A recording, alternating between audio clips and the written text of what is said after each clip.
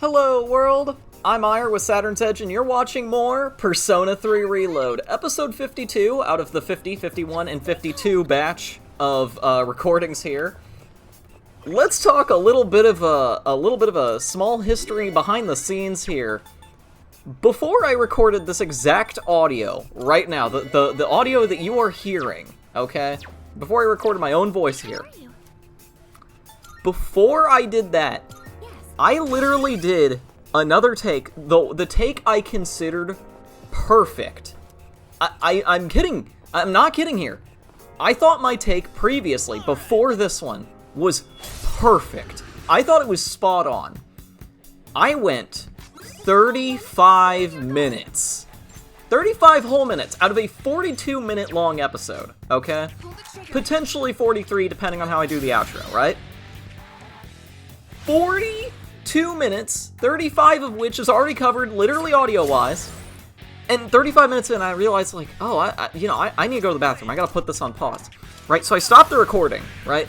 And I try to put it in Microsoft Clipchamp, okay? I put it in here, and it's silent. And I think, wait, why is it silent? That doesn't seem right. I delete it. I delete, like, the thing in Microsoft Clipchamp. I keep the original. I check the original on my File Explorer. It's silent. I go to OBS. And apparently, my microphone was not hooked up. Apparently, even though it's plugged in, because I unplugged it at one point in time yesterday before an update, a Microsoft update, okay? It was still considered as not registered. So I went 35 minutes into what I called a perfect recording. A perfect recording. Something that, like, I'll probably not be able to achieve in, like, a solid, like, I don't know, 10 episodes, okay? Gone. It didn't happen. And I am so mad. I'm, like, actually livid, okay? Earlier, in my last recording, I was being dry because I was, like, slowing down, and I was taking it chill, and it was really nice and relaxing. And it still is. I'm still pretty, like, relaxed, okay? I can still get into that mindset of just focus on the audio, focus on the video, do the work, right? But I am livid. I'm absolutely just out of my own, like, mind here. That the 35 minutes I spent recording what I thought would be perfect, gone. Oh, it sucks. It just sucks. Luckily for me, okay? Luckily here, what makes this just so much better is now I have found a way to fill in about 2 to 3 minutes worth of time instead of talking about the same things over and over again. And it's just better this way. I'm kinda glad that that happened, because now I have something slightly entertaining that I'm sure you might find funny. Because, you know, it didn't happen to you. I hope that works. Oh, man, but seriously. That was a perfect recording where I felt like I got everything right. Like, I was able to, like, slow down, I was able to chill out and, like, get in the zone. I was able to talk about myself, I was able to talk about the game, I was able to provide interesting details. Not really any jokes or anything, but, like, the effect doesn't hit the same anymore because, like, I had some genuine moments of surprise, you know, in the last one, and it's just like, this one, it's gone now. It's gone. There you go. There's my story. Eire just recorded 35 minutes worth of stuff, and it never happened. So that's just wonderful. On the plus side, it makes researching easier, so I guess that's something. Oh, man. And I'm also glad I didn't go through my drink. I'm just glad I didn't go through all of it, because if I went through all of it, right, and I had, like, a completely empty drink, I would have just given up for the night. I would have given up on recording this and just saved it for another day. Because I could not do this. There's no way. Now, whew, my rant's over. All my emotions are out. All those, you know, the big flashy ones. Those are over now. Those are gone. Whew. Okay. I'm feeling better now. I'm feeling more just in the zone. Now, what I was gonna say, originally, in the original version, was that in this episode, we're doing what I like to call cleanup. Cleanup and Persona fusions. Velvet Room type stuff. We're gonna be finishing up this part of the block. We're gonna be finishing that straight up. No more. Gone. We're gonna be cleaning that up, trying to get every treasure, that we can anyway. And we've completed a lot of Monad doors, but there's also the Monad Passage, which we have heard of. Like a kind of a more difficult door, more like a pathway that leads deeper into Tartarus. We're gonna do that, and I think the big one that I mentioned is fusing personas to make more personas. Velvet Room stuff. In the Velvet Room, we are going to have a wide variety of characters that we need to talk about, of characters from various mythologies and literatures that we just need to talk about and spend a little time on and take some interest in. Because that's what we gotta do. That's really, really just what we gotta do. It's a way to fill time, and it's the right thing that we can... It's really the only thing we can do. Let's just be honest. It's the only thing that we can do in that part of the episode specifically. Now, what I was talking about in the original in the original recording of this video, was I was talking about just art in general, and kind of the... I was talking about art, and specifically, like, the idea whenever you're practicing a skill of any time, that you're growing very quickly at the beginning, and then you kind of fizzle out in the middle, and then you get better at the end, right? Like, there's like a clear sense of progression, and it makes you feel like in the middle, you're not doing enough. There's two problems that, that I saw that I just wanted to talk about, specifically when it came to my artwork and my speed paints that I was doing for the channel.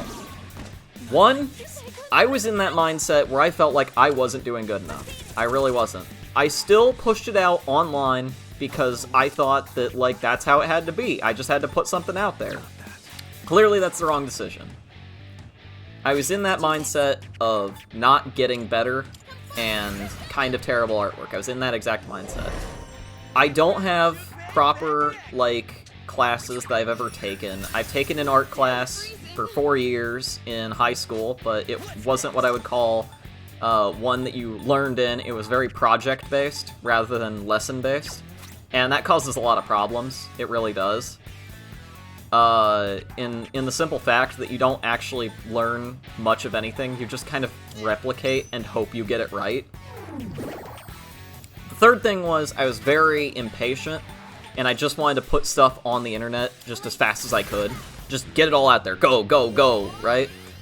And it's that mindset combined with the two previous factors that really led into, like, what I would believe into my full, complete stop. The emergency stop, I would mention here. That's the proper thing I would like to call it, the emergency stop. That's what led to the emergency stop on all artwork and speed paints. By doing this, I have allowed myself enough room to critique myself, to take my time with my art, to really, like, focus on, like, what I could do better and actually learn. I've been taking lessons, so I'm actually learning. I've been critiquing myself all throughout the process of the journey. I've been in a good mindset because I'm actually, one, I'm learning, but two, the learning is not as harsh. It's not as, like, very rough. It's very solid, and it's very easy to just manage. It's less stressful. It's just its own thing. There's no reason to do it for a grade. There's just only my critique at the end. And it's not going online. That's the other important thing. I don't have to put my own stuff that I'm doing in my own time online. Eventually, I will get to a point down the line where I'm going to be posting speed paints again. This is going to include specifically a remake of the banner, the profile picture, and the icon. There's usually a transparent icon in the bottom right of all the videos. You see that, and you can click on it. You can see my channel. You can subscribe just from right there. This typically happens if you're watching full screen, sometimes on phones as well. It's a lot easier to see on full screen computers, it really is. But it's worth bringing that up, is that the process is going to start with remaking those, as I feel like I could have done better. on those three things, and especially on something like my own character portrait. If something is gonna have to represent me, I want it to look good, and clearly, it didn't look as good as I wanted it to be, because I was just excited to be online, right? To be up and running and having a YouTube channel and all that stuff. I will say, being excited is not a bad thing. You just have to know when to slow down. Now, there's going to be that. There's also going to be the eventual channel update, which I'm going to have to do. The channel update is going to be as simple as this. I am going to go through all of my videos and make proper thumbnails for them, because I have just been running off of auto-generated thumbnails. Automatically generated thumbnails are not bad. Some of them are pretty good options. But whenever you're playing a game like Persona, where it only picks from very specific instances for the thumbnail, and sometimes it doesn't even have any good picks, you're kind of forced to just deal with it. And especially if you consider this fact, right? A lot of people that play Persona 3 Reload have thumbnails very similar to other people that play Persona 3 Reload. And I feel like there is a better way to make a thumbnail, just a better thumbnail idea in general, right? That many people have done so much better, right? And I need to give my shot at it too. I need to take a shot at making better thumbnails, proper thumbnails, not better, proper, and really spend my time with them. I may take some time off, like, from making videos, from, like, actually, like, editing and recording. Who knows, maybe I'll have, like, a backlog of recorded stuff that I can have waiting around before I eventually get around to, like, making all the thumbnails, you know? Like, I'd make all the thumbnails and have recorded stuff as, like, free time stuff, and then I would post those up once all the thumbnails get changed. I don't know. There's a lot of ways I can manage this over time, and I don't want to make things look awful, and right now, like, with the automatically generated thumbnails, it's really... It doesn't do my content, it doesn't do my videos any justice or any sort of, like, flavoring or anything. It's kind of like if you just put, like, a... It's kind of like sticking, like, a blank white label that with black text that just says ramen on the top of a ramen cup instead of, like, the proper branding. It's kind of like generic ramen if said ramen was, like, the cup was just all white with a white seal and just black letters on it, and that's it. Like, it doesn't tell you the flavor or anything, it just says ramen right on it, you know? Terrible simile, but you can kind of picture what I'm getting at. Because I don't have a thumbnail that is my own, that is something that, like, is more associated with me. I get lost in the mix, and I don't feel like I'm putting out something unique. I feel like I'm putting out something that everyone else is putting out, because it's just the same automatically generated stuff that would come up if someone else put it up, right? If someone else put up my exact video, right? They would have their automatically generated, like, thumbnail be the exact same as mine, and there's, like, 1 in 3 options. Only 1 to 2 of them are good, sometimes 0, you know? There's only a couple where I've actually picked out the thumbnail, specifically regarding the social link ones, because I feel like those ones at least deserve just a little bit of a difference as to know what people are getting into, especially with the rank 10 social links. I just feel like that's a lot better looking than just seeing, like, Minato just stand there. That's all the stuff I wanted to talk about, like, channel-wise, and art-wise, and also my little, like, rant on everything that happened before I actually did this specific recording. I do want to I want to send this out there to the people that are currently, like, they're learning a skill, or they're in the creative fields, writing, art, anything, literally any creative field, right? If you ever feel rushed, if you ever feel like you're not putting out quality, it is okay to take a step back. It is perfectly fine. Taking a step back is so much better than continuing on the path that you're on. If you take a step back even for, like, a day, right? Even one day, and really just take that time to yourself and just really, like, take it easy on yourself specifically. Taking it easy on yourself. It's going to do a lot better for you than pushing past it ever could. I've had to deal with that lesson multiple times. I'm a very, like, I'm a mixed bag of patience person. Like, I can be patient with a lot of things, but when it comes to creating, I'm not. So, by learning about, learning and applying patience correctly, it's helping a lot more now, to bring that up. And it's helping my art and what I do next in the long run, by just putting a hard stop on it and allowing myself the exact time I need to recover and really think that, like, things are gonna be okay. That's something worth bringing up. To all the art people out there, all the writing, everything. To the hobbyists? Is that a term? I'm pretty sure hobbyist is a term. Well, let me look that up. Is hobbyist a term? Registering, I see. Yep, hobbyist. Yeah, okay, so that works. That's perfect. That's actually a good word for me. Huh. Well then, shall we take a look? I did something! Ah, man. Well, let's go over some stuff here. We have a lot of personas we are going to bring up, a few that we're fusing together, and let's just go over all the ones that we just start taking a work on. Since I did the commentary ahead of time, I am not going to be late to the party on this one. I know exactly what we're getting into, so even though the sense of surprise is gone, I can still do a better job at informing people of what personas we are dealing with this time around. It's worth it. It's worth it. Ah, man. But yeah, we got this. I just gotta wait for, myself from the past to actually start the process here. Let's see, fusing Narcissus. Yeah, Narcissus, and who else did he fuse? Come on, choose him. Narcissus and Naga. By going with those two, come on, please click on it. Nope. No, he didn't do it yet. I'm waiting for him to just stay on that page. That's the important part. I need him to stay on that page. Come on, please. It's so frustrating, because now I have to go through the process of, like, me looking at all the personas, like, again, to determine which one was next. Please, please, please, please, please. Yes! Legion! Legion is from Abrahamic mythology.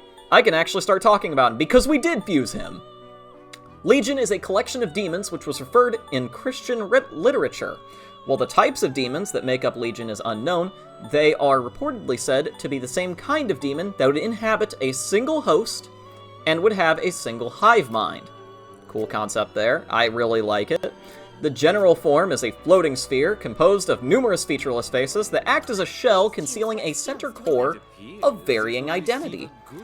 The New Testament outlines an encounter where Jesus healed a man possessed by demons, known as the exorcism of the Gerasene demoniac. Demoniac? Demoniac sounds right. The demons gave the man superhuman strength, but drove him mad. When Jesus approached, the demoniac prostrated himself before him and began to beg. Jesus asked the man's name, and the demons replied their name was Legion, for we are many. Yeah, I am Legion. The power of my troops will always be at your command. We'll get to that in just a second. The demons asked that Jesus not banish them. Jesus cast the demons out of the man, granting their request, and allowed them to dwell in a herd of pigs. The pigs then drowned themselves in the Sea of Galilee. Afterward, the man was found sitting peacefully in fresh clothes. Their name comes from a Roman word meaning a unit of troops between 3,000 to 6,000 men. The word legion is also used to call the personal armies of high-ranking demons. This name applies on so many different interesting levels to really, like, just do so many things. I like Legion as a concept, and I like Legion in his source material of Abrahamic mythology. I'm not a fan, I'm not big on Christianity or any sort of, like, on, like, the Bible or literature, like, all revolving around that sort of stuff. Religious texts don't really do that much for me. I'm not a fan of reading those. I don't take a lot of interest or anything in them. However, I can admit, and I can say, that, especially with Legion, as a prime example here that I'm going to use, there are a ton of interesting concepts found in religious literature that I genuinely enjoy. I may not be a religious man, okay? I am not a religious man. But I can still respect, like, some of the coolest aspects in writing and in concepts possible, especially for something like Legion. Now, we gotta get on to our next persona of the list, Huapo. Huapo is one I actually have a slight history with. She carried me through some of Persona 5 Strikers. If you know that game, you know that game. And Huapo was genuinely good. I really enjoyed playing with this persona on my team. She is from Chinese mythology. Now, according to the scripture of What the Master Would Not Discuss, compiled during the Qing Dynasty, Volume 24, Huapo is a kind of tree spirit said to be formed from the disembodied souls of dead humans when 3 or more people hung themselves from the same tree. When I read this during the last recording, I was completely surprised, because I did not know that was the origin. I like this. The origin. It's dark, but also, it's a really just interesting concept mythology-wise. I don't know, I don't see a lot of mythology delving into that, like, really sad aspect. But also, let's talk about more of this. They appear as beautiful young girls that are dressed in white clothes but are much smaller than the average human. Although they cannot speak, it is said that they can make sounds that are as beautiful as those of songbirds. Look, white clothing, small, like, you know, kind of fairy-like appearance. It's definitely, like, that's Huapo, that's her right there. No, but, Huapo was genuinely a persona I was excited to get in this game, when I saw that I was able to fuse her. Because I remember having a fond, a fond memory of her, like, carrying me through, like, the early game of Persona 5 Strikers. And I'll admit, Persona 5 Strikers is not a hard game. But she did carry. I'll admit that much. She did carry. So we got rid of, Resist Freeze, and we instead went with Fire Boost over, Koha. But we also got the Soul Seed Driblet. And Magaru changed out for a skill change. Let's see what we got. It was Growth 2. Pale Rider has Growth 1, which is 25% of the XP even when not in battle. She's 50%. That's Growth 2. Growth 2 is really good for leveling up your personas, especially for something like the early game. Well, Growth 1 is enough. Growth 2 is even better. Now, what did I do next? Oh, that's right. I really went down the list here, didn't I? I also fused another one here. Let's just pull him up. Let's see. Where is he? I swear, I had him around here somewhere. Who did I fuse to get him? This persona, yes? Oh, wait, did I do those two in order to get the next one? I probably did. No, that wasn't it. I spent a while searching through and figuring out what I wanted to fuse. It just took a while. So I'm just gonna, like, fill this with, like, noise, basically. What did I do next? What was it? I could have sworn it's, like, right here, basically. I couldn't search for it, so I tried summoning it. That's right. Or at least wanted to make an attempt at summoning.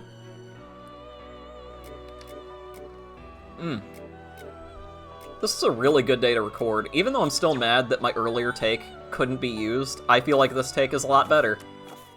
Like, now I'm thinking about it, I think I actually hit the perfect take. Let's just hope we get to the end of this with no issues. Ah, man. Yep, okay, so I did take them. Let's talk for a minute about these two. Goemon and Johanna. Johanna. There we go. Goemon is from Japanese mythology and a historical figure. Goemon is Ishikawa Goemon, a Japanese outlaw whose birth name was Goro Kichi. He was only mentioned in 2 sources, both of which were created after his death. The first one details his attempted assassination on the shogun Hideyoshi Toyotomi, his capture and his execution alongside his young son in 1594.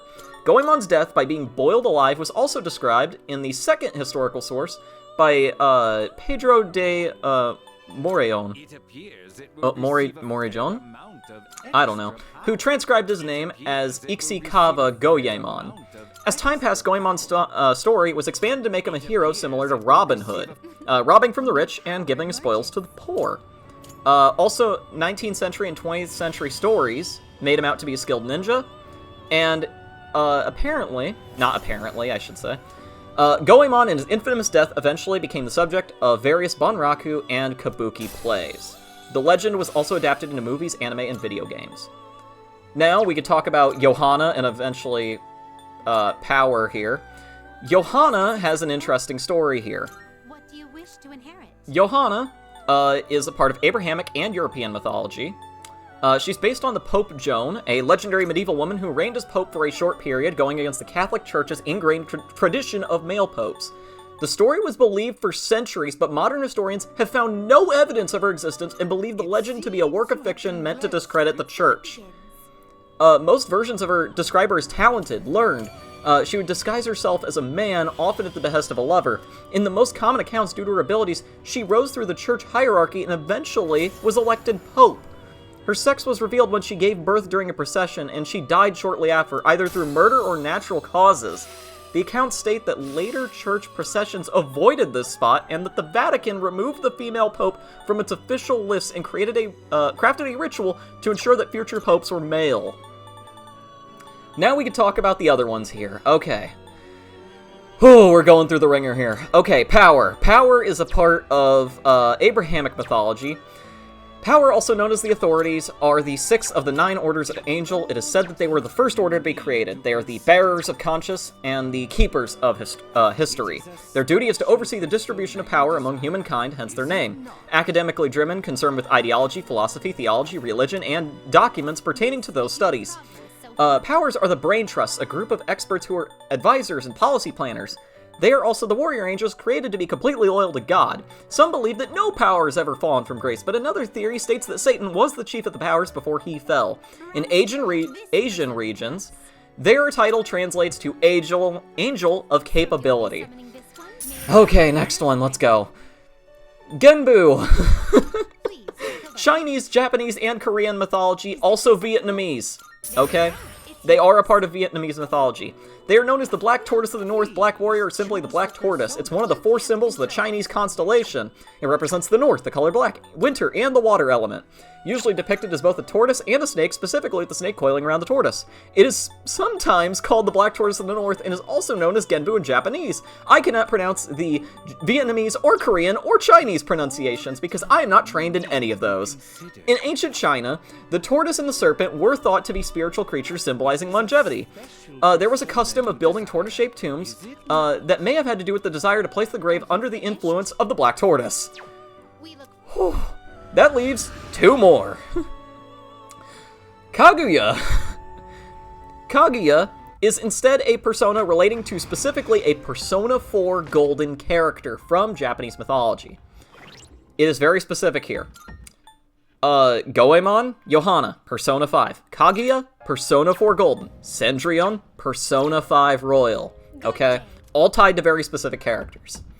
Kaguya Hime is a character from a very famous Japanese folk story, The Tale of the Bamboo Cutter.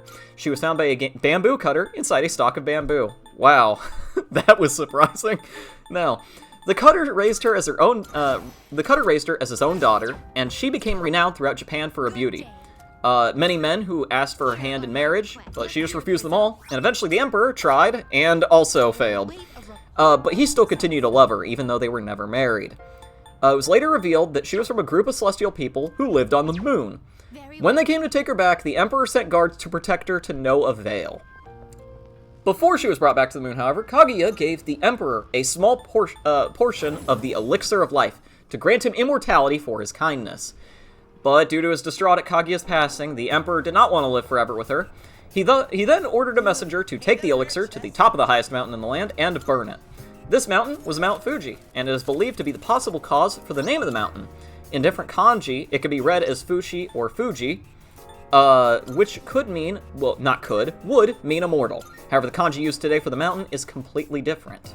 Interesting story there. I actually do like that tale of Kaguya, and it inspired one of my favorite works of manga, Kaguya-sama Love is War. I'll eventually get to that at some point in time whenever I do actual reviews of stuff like that.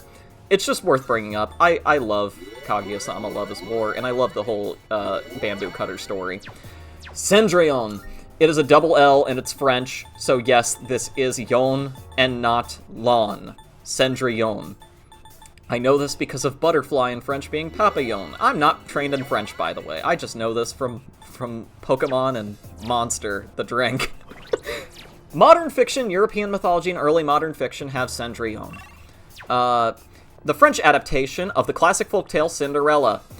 Charles Perrault was one of the many authors to adapt the story, which began as a Greek folktale. His novel became the most famous version, as it was the first to introduce the iconic glass slippers, as well as featuring the pumpkin carriage and a fairy godmother.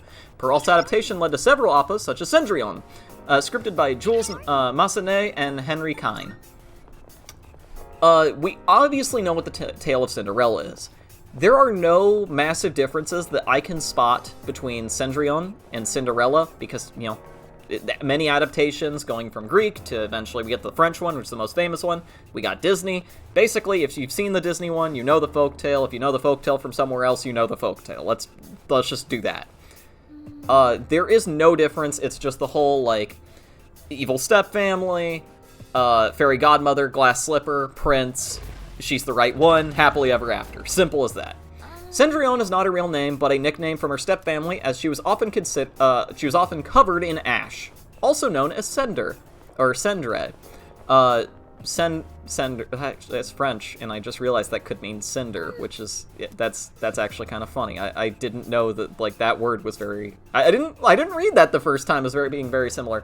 Anyway, she got this because she was covered in ash, when sleeping next to the fireplace to keep warm. Oh, I can breathe now. I am sorry for the complete, fast-talking, nonsensical garbage. Oh, wow.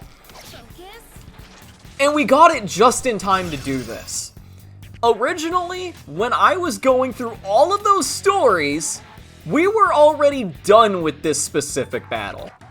That goes to show that, like, the previous take I thought was perfect, but this one is better. It's just been better. Even with all the fast talking, you could feel free to slow down, or take your time to listen to me, or whatever. Or you could just choose to skip it, I don't care. But to me, I think that was a fun little challenge, because I had to go through, let's see, how many personas do we have to go through? We went through Legion, Huapo, Goemon, Johanna, Genbu. Ooh. And we also went through Cendrillon, Kaguya. That's 7. We went through 7 personas in the span of about a little over 10 minutes. I think that's impressive, actually, especially for fast talking.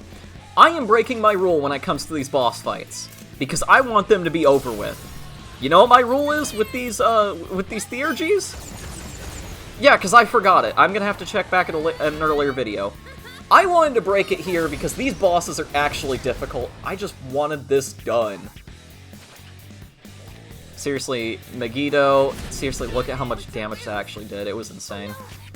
My point stands here, specifically when it comes to the theurgy rule here. I am going to try and not use them as much as I can. I'm going to, like, keep them to a bare minimum. I'm gonna try, okay?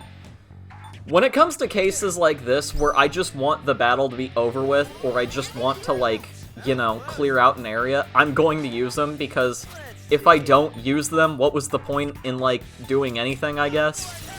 Also, the theurgies can make for good thumbnails at times, but I really tried. Like, it makes for a good thumbnail if it shows up in the automatically generated thing. You get what I'm saying here, is that I'm just using them to get through this, and even though it breaks the rules, I kinda don't care at this current moment as I was playing the game, because I really just wanted to get this done as quick as possible. The total batch length of episodes that I had, like the 3 episodes, 50, 51, 52, that amounted to 111 minutes. I was trying very hard not to push 2 hours. One problem with Microsoft Clipchamp is that it cannot stand it when a video is way too long, because eventually you have to trim it down. When you trim down the video, the frame rate on the actual program gets so much better. Okay, seriously, Microsoft, please fix this, because Microsoft Clipchamp could be so much more if they really tried. I know it's, like, meant to be kind of the easy, free, like, program that doesn't have to do that much effort, but this is what I got, and you just kind of have to put up with it.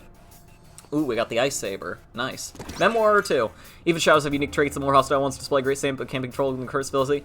I could not read that all the way. I fast read whenever I play games, and I still couldn't do that, even when I was trying. During my last take, I tried reading that, and I got to the first, like, I got the first line done, like, the top line, and then immediately was like, oh, I didn't know what they said. I genuinely tried. So, if you want to go back and read that one, feel free to read and pause. I am so sorry. I'll be sure to take just exactly enough time to, like, actually read the notes in the future. I'm sorry. That's my bad. 3 enemies. Ooh, okay, yeah, I remember this battle being difficult. Now, the Monad Passage, we're gonna spend some time on this. We already know what it is. There's been many tutorials about it. I've probably explained it once before. A Monad Passage is just an advanced form of the Monad Door. Rather than one enemy, you have multiple. But with more enemies means more treasure. If you clear a passage, good for you. You did the thing. You got a ton of treasure that was definitely worth it.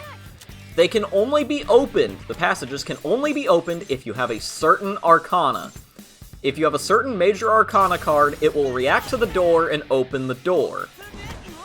This is a very key, thing. This means that Major Arcanas not only decide what blocks you can go through, but also what doors and passages you can go through. This is a very important thing that we have now learned and officially dealt with. I like this system. I actually like it a lot. As it makes the system very entertaining. Not entertaining. No, it does make it entertaining, because now you have to wonder, do I have the correct Major Arcana to get into this door? Do I have to go to a different one? You have to, kind of figure it out from there and really work your way through it. But also, these more difficult battles prove a nice challenge.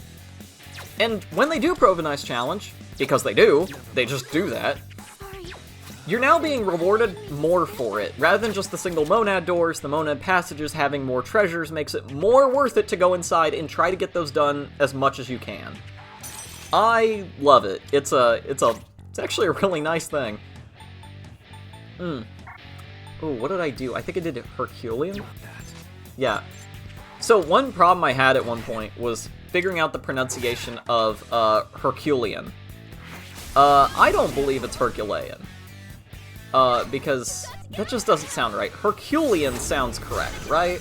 Maybe I'm completely wrong on this, and I just forgot to look it up. Actually, I did forget to look it up. I literally said I would look it up for this video. I actually said that. I just remember it now. Herculean. In this situation. Let's see. Let's go to the dictionary here. Merriam-Webster. Herculean. No, wait, that... Herculean? Really? Huh. I could be completely wrong. I don't know. I never played the recording, so... either way, I don't know. I'm going to live in ignorance on this one. Complete ignorance. I'm just gonna go with it. Also, man, Genbu has some good, like passive stuff. Oh my god. Do it. Oh, that was a good hit. That was a really good hit. I actually really love that move. It's so, strong and hard-hitting. It feels powerful, especially if the enemy's weak to it. That actually made me feel really good. Okay, so do your special thing. That gives us buffs for everybody.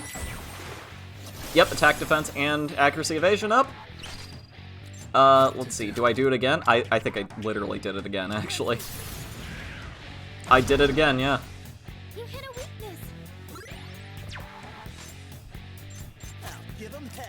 Oh yeah, did I do Assault Dive on that one? No, I did that so I could do the group damage with Slash, that's right. I'm actually looking at my battle technique here. Man, I'm really cutting it close with both Junpei and the protagonist. That's... ooh. Oh, but that was really good. That was actually a good move. Okay, yeah. I don't know, I just like watching myself battle and like figuring out like what was going on in my own head back then, because I don't remember that much. I tend to lock in so hard that I don't remember exactly how I played. It's kind of insane. No, I'm not taking the cups, because we're not gonna do any more battling. No cups. Did I go with EXP? I did go with EXP. Let's go! 5,000 XP right there. Bam. Oh, hello. I excel at firearms. Yes, you do. You are a walking gun. Thanks, I guess. No, but in here we have a nice treasure chest. Oh, hello. Yeah, the treasure chest isn't even locked. So, what's our reward for beating all of that? Well, this is where the Monad passage does something cool. It gave us the Book of Samek, which is for fusing. But it gave us Temperance. The Arcana card. We thought that the major Arcana cards were used for boss battles, but if you count, there should only be 12 of those. That's... There's, like, a lot more major Arcana. Like, a lot more. So, Temperance, we know for a fact, is not a boss. And because of the pattern of the 1 through 12 on the Tarot deck, we know that, well, Temperance can't be a boss. Because the Temperance card is not 1 through 12. It's just not. This is a really cool thing, as it gives the other major Arcana some usage in the form of these cards. Not just through the social links and whatnot, but as actual cards that you can get in Tartarus. I like this a lot. It's a really good idea that gives you a bigger sense of progression. As if all of the cards were locked behind bosses, then it wouldn't be as good, right? It wouldn't be as interesting. Now, as you're unlocking cards through the passages, however, you have a second sense of progression to now collect the entire deck. The entire Major Arcana catalog I would use here. Like, literally all of them. So, it's an interesting concept that really, like, plays into how you want to do your like, Tartarus, like, completion thing. Anyway, it's the end of the video now. So, I've been Eire with Saturn's Edge. You've been watching some Persona 3 Reload. And hey, be sure to like, subscribe, and share, alright? And I will be catching all of you around in the next episode. See ya!